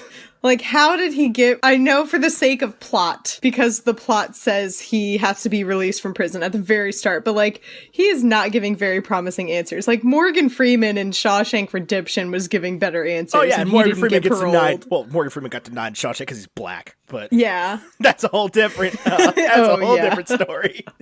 Oh, but yeah, no, he my gosh. definitely isn't like, but that's to set you up that he's the con man. He's charming. He's Yeah. the grifter. Yeah. Like he's the guy that does the long con. Yeah. Even on the parole board. But yeah, I basically just wrote down, Julia, you can do better, because I think she can. Yeah, but she is heavily involved in the next one. Oh, she is? Oh, yeah, Okay. yeah. She's part of the team. Oh yeah, you guys said, yeah. Yeah. I also wrote down at some, like, immediately after she was introduced, I put down, I know it won't happen, but I hope Tess secretly acts on her own in the background and swoops in and takes all the money. That would be amazing. That would, I think that would have been cool if they revealed that somehow, like, she was secretly involved with this whole heist too, but apparently that happens was. in...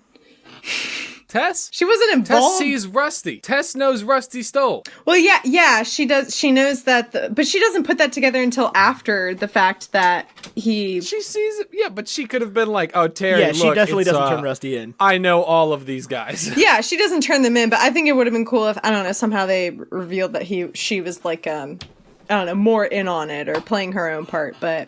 I think they would have, but I think the genius of her character is that their part of the play is gambling her emotions. That's cool. And fun for the only female character.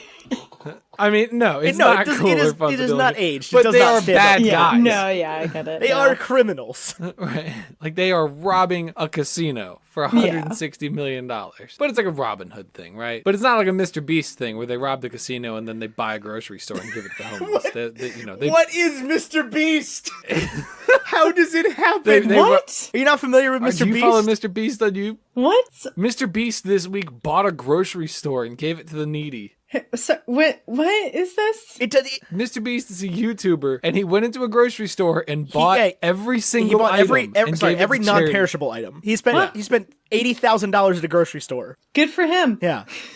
And he does stuff like like- this all like the time. 3 times a His week. first brand deal was I have no His first brand deal was for $5,000, and he called them and he said, "If you make it $10,000, I'll give it away." And they did it, and he did. Wow. And that was the video. that's become his That was whole the video. shtick. Like, this video is brought to you by Squarespace. Here's the $10,000 they gave me, and then he gives it to a guy on a street corner. This is the first I'm hearing of this person. Oh yeah, he's my like God, he's Mr. like got like Beast is 18 the million best. subs on YouTube right now. He's blowing up. Wow. He's just this guy named Jimmy who like Wow, cool. has no business Nice. being like a YouTube star. He's not funny. He's not interesting. He's just like But yeah, Nice. the nicest yeah, human. he just like Nice. gave $100,000 to a homeless guy That's awesome. a couple weeks ago. Nice. So yeah, look him then up. me- It's wild. It makes no sense. And then meanwhile, we have this James Charles nonsense going on too. Oh, I know. I don't even want to talk about James I Charles. can't keep up with YouTube. I don't even want to talk about it. All I know is Carlin Brothers Coffee. Super Carlin Brothers have decided to make coffee. You stay up all night watching Carlin Brothers videos? Well, when you run out, here's some cold I know brew. that it's scary when you look at a YouTube drama and the only person making sense is PewDiePie. Right? Who's like Wait. weighing in on the whole thing and being like, actually, He was weighing in on this. PewDiePie? Oh God. He's been making videos about the whole James Charles thing. Every time a new video from somebody comes out, and he's just like, "Hey guys, I don't think there's any reason we should be canceling all these people because they're fighting between themselves." And I'm like, "Why are you the only one making sense?" A plus PewDiePie impression, by the way. Good job. Well done. Man. So I'm a big fan of Jenna Marbles lately because she just does absolute nonsense on her channel, but it's I hilarious. don't think I've watched a because Jenna Marbles it's- video in 8 years. Like, Well, I mean, she doesn't do like skit stuff anymore. She literally just does whatever she wants to do that she thinks will be fun. So like one time she painted herself she covered herself completely in green stuff and green screened her mouth into just random stuff on the internet, like onto like Guy Fieri's like face and like her own dog's face. She for like her Halloween costume, she wanted to be a toothbrush, so she made a toothbrush costume. Like she just does like The girl's lost her marbles. she honestly just does stuff that she wants to do just because. And anyway, and so the week that all this James Charles crap drama is going on is the 1 week, like she had been saying for weeks, like, okay, we're going on vacation soon. We never take a week off, but like we feel like we deserve it. And she was like, please don't be mad at us. And everyone's like, no, like you deserve a vacation. Cool, go. Whatever, And have so the fun. week they go on vacation and she's away from the internet is the week all this James Charles crap drops. And then she comes back and her first video opens with her walking in with a fire extinguisher and she goes, I left for 1 week. safety glasses off, mother Fortnite. Yeah. And then she goes into a 17-minute Is that video a Bill of her. Nye? Yeah, that was a reference Bill even? Nye quote. God. That video makes me so happy. What if him, the climate change one, Yeah. the earth is on Fortnite fire. is on Fortnite. Fire. Safety goggles off. It's like, I know that I shouldn't laugh at somebody swearing, but like, it's Bill Nye. It's so shocking to see that. Man. It's Did just you cringe a little when he was like, and I've got Bill Nye? I was like, oh god. No, He usually I do so only good. saw the Bill Nye part. I don't even know what it's from. Oh, it's from last week tonight. That doesn't surprise me. Is that John Oliver's yeah. show? yeah. Okay, yeah, that's what it's from. I've been binging John Oliver You know who's Anyway. great is Pete Davidson. He's hilarious. from From SNL. From Pete He's- Davidson, he's Tyler. He's John Mulaney's random friend now. Do you know another Pete Davidson?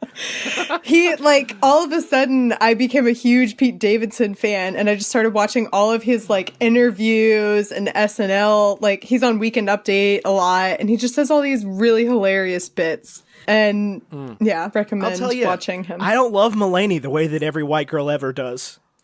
Yeah, I'll tell you, I don't love Mulaney either.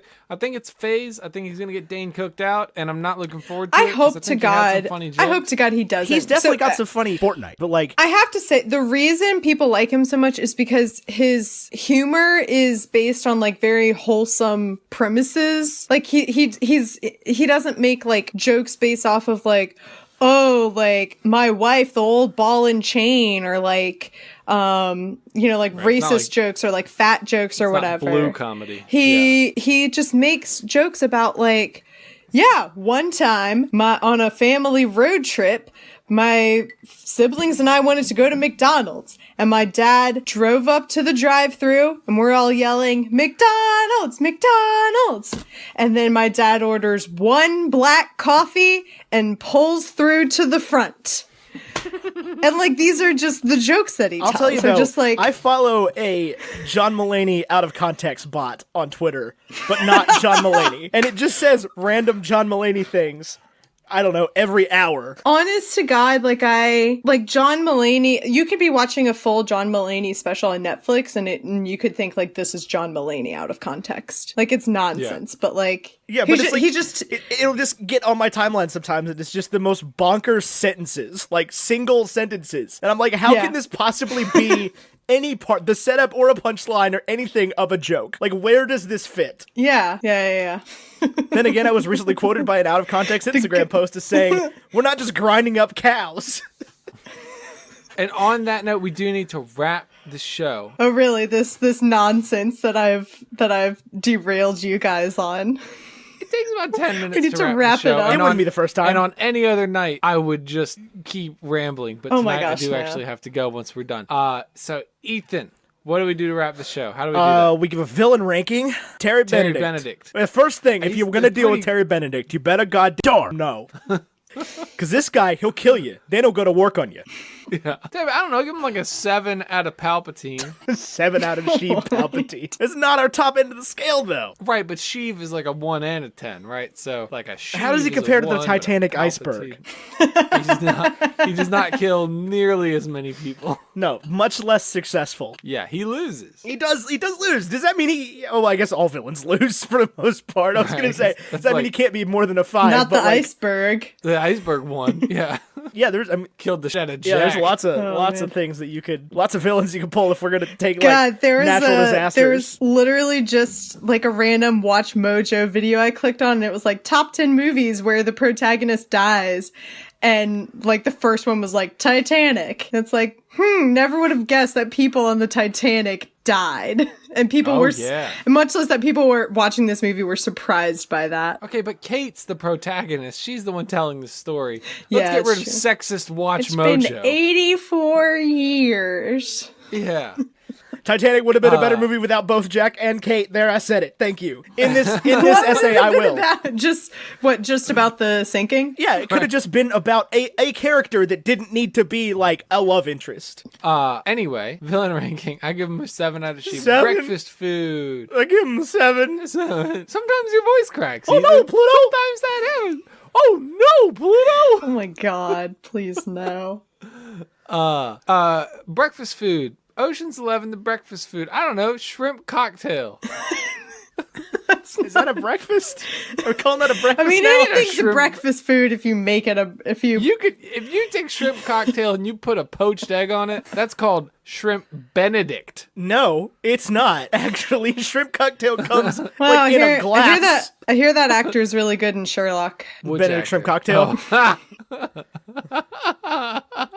He was all right, Doctor Strange. Yeah. Those are my favorite jokes. The Bindercun cucumber patch. I love that actor. When we did our Doctor Strange review, we didn't say his name once. I feel like a breakfast food I would give this is like when you walk into, I don't know. Oh no, when you come home drunk at like 3 a.m. and you're like, I'm going to make pancakes. This is going to be amazing. And then you make them and they are not amazing because you are drunk. How bad are you at making pancakes? I can make pancakes in any circumstance. I don't know. The yearly roundup from Time Hop of the time I tweeted about you beginning the process of making pancakes and then leaving the apartment just came up. What did you start mixing? We were living in Rappahannock. Big glass We were living in Rappahannock River Hall, room number 4001 at this point in our lives. Bring me And hot cocoa. That was And we the had tweet. oh god, that was not the time I'm talking about. That was a bad day. That was a different time. But anyway, Tyler starts making pancakes, which he was wont to do at that time a lot. And he put a pancake on the mother Fortnite griddle and left. Oh yeah, that's bad. You were. Oh, He came my back God. like Did it, 4 fortnights hours later. was the griddle on? Yes. I bet you caused a fire drill. No, he did not cause a fire drill because I made his fortnight pancakes good. and ate them. Good. I was But I was like playing a video game in the living room. I look up and the door's open and God. he's gone. And he did not come back. Believer. I'm not good at urgency, so I don't know how to like react in like an urgent situation. I just try to go. I'm always like, are they gonna be mad if I put the pancakes away? I'm just gonna. This leave is why them. you were working. That's This is why you were on working the in catering griddle, too. So you did it in your catering polo. You left in your catering polo. I have a visceral like sense memory of this time. Oh man, catering was an awful time. Well, this movie's awesome. Okay, so there's definitely shrimp and breakfast and Shrimp Benedict pancakes. involved. Got it. Burnt pancakes. Burnt shrimp. not pancakes. even like burnt pancakes. Just like you're like, man, this is gonna be amazing. This is just what I need. What's And then wild- you take a bite and you're like, where's Pancakes are not the carbs. What's you think wild they are. is the butter? we've used burnt pancakes before. not? They're also I don't remember why, but we did. in Titanic. We used pancakes. Should have been frozen pancakes. Should have. They were undercooked. Frozen, yeah. Or should have been an They were- an iceberg they were Julia's salad or dad's something. pancakes. Dr. Kendall, if you're listening, keep it up. Thank you, That was the Dr. best Kendall, for the pancakes. moment ever. When the first time Julia came on, she's like, "These are my dad's pancakes," Oh, this is fancy. Yeah. and she's like, "Because my dad's terrible at making pancakes," and it was such a twist. Very twisty. Okay, breakfast food. We did that. Big board. board. Better than Detective Pikachu. What's above that? I haven't updated the big board in a while, so it's gonna be a list. What was y'all's binary review for Detective Pikachu? It's a half. One if you want. It's a 1 if you're interested. I think that defeats the purpose of the binary. Absolutely Right, but like defeats this is the purpose. first time. It's like if you're a 25-year-old person that doesn't care about Pokemon at all, like probably not for you. It was cute, but it's like it's not Okay. that cute. I just love that it apparently was #1 at the box office, and then meanwhile there's in-game still going on in the background that after like years of promotion, and then Detective Pikachu just comes in, and that Well, weekend. I mean, number one it for was number 1 1 week. in its Yeah, I own know. week Yeah, over yeah. Endgame that had been out for a month. Yeah. Let's take a look. See at the list. What do you think? I mean, I think it's better than The Princess Bride and Toy Story, Batman Begins. Maybe not Get Out though. Yeah, that's probably about where I put it. Get Out was really. Get Out was really good. Still can't believe you gave us a right, 0. Listen, Ethan, it's because it's horror. I can't recommend horror to our audience. Yeah, I used to do all these. My friends and I in high school used to do like horror movie marathons together, and then I think I just like lost my nerve because now I cannot watch a horror movie. I can watch. Jordan Oh man, Peele horror. I can't. It watch took freshman almost any year. other horror. Some of my hallmates were like, "Oh, we're gonna watch horror movies every Friday," and I did it with them. And then we came up on one of the Wrong Turn movies, and they were like, "This takes place in a southwestern part of Greenbrier County, West Virginia," and I'm like, "That's 37 minutes from my house. Too close to home. That is 37 minutes from my home address. I am not comfortable with this." Well, anyway, Mary Clay, thank you for joining us as a guest host on Bacon and Eggs. Everyone, be sure to follow her on Twitter at MCWatt416. Is that your birthday? Yes, it is my Okay. birthday. It's an unfortunate birthday. Yeah, you're Yeah, so close. thanks. Wait, what do you mean? Huh? Wait. What? I know why it's unfortunate. Why are y'all saying it's unfortunate? I was because of the Virginia Tech. yeah, thing. there we go. Yeah, but Ethan was saying like. I was 420. trying not to go for Oh. Virginia Tech Massacre. It's okay. But yeah, you can follow Ethan and I at Bacon and Eggs Pod. You can follow me at AmeriCarlin. You can follow Ethan at Ethan Bacon and Ethan, or wow now, the O's are 0, depending upon what app you're on. You can go to patreon.com/bacon and eggs to donate to Bacon and Eggs, the podcast, so that we can make more podcasts. Wouldn't that Would be something. More podcasts. We love podcasting. Yeah. Join the Discord server. We'd love to have you. Ethan, anything else? No, I think you nailed it. That was really strange that you did that, but you got it. If I didn't have to leave, I our wouldn't have done it. our music is by Our graphics are by Vaishon Brandon. I could have just said the right name, but like I was so far down the Vaishon Brandon train that I got myself confused. Our graphics are by Vaishon Brandon, Graphite VMB on Instagram, and our music is by Andrew Scott Bell at Andrew Scott Bell on Twitter and Instagram, or AndrewScottBellMusic.com. I think that's it. Cool. Oh, real quick, I want to say if anyone out there listening has read Lord of the Rings, message me, because for some reason I'm starting a podcast where I read Lord of the Rings. The end. Fair enough. The end. We want to know about your Lord of the Rings knowledge. I think my problem is going to be that a lot of people love the movies but have not read the books. So You know what? But there are a lot of people who have read the book. yeah. And So if you can corner have that if you market- have read them and you want to be a guest on a podcast about them sometime maybe in the near future, send me a message on Twitter. Fair enough. Looking forward to that. Anyway, I think that's everything. I've been Ethan Edgehill. He's been Tyler Carlin. Her over there across the internet's been Mary Clay Watt. Till next week, arrivederci. And I always confuse Monet and Monet. Now, which one married his mistress? Monet. Right. And Monet had syphilis.